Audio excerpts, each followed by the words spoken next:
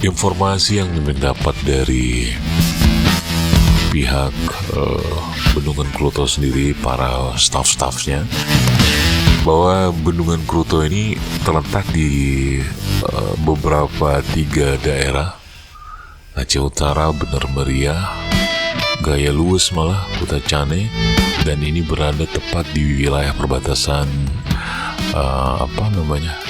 daerah tersebut. Dan nantinya aliran-aliran sungai itu akan nanti bermuara di bendungan ini, dan ini sangat berguna sekali untuk yang namanya peningkatan pertanian apapun itu.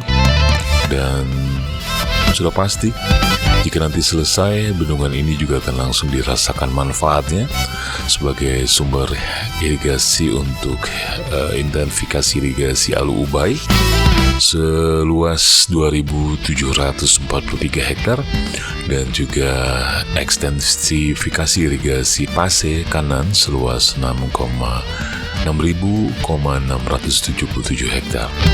Dan seperti yang sudah Mimin katakan tadi, selain untuk penyediaan air baku 0,5 meter kubik per detik, lalu juga sebagai pembangkit listrik PLTA 6,34 MW, dan juga untuk pengendalian banjir. Ini yang penting, pengendalian banjir untuk 30 juta meter kubik, mereduksi banjir kawasan Lok Sukun sekitar 30% lah. Jadi memang bendungan ini sangat penting sekali untuk dibangun, mengingat banjir yang saat ini terus terjadi di Lok Sukun, di Aceh Utara. Dan semoga saja bendungan ini benar-benar bisa memberikan manfaat besar untuk masyarakat Aceh, untuk beberapa daerah bahkan di sekitarnya.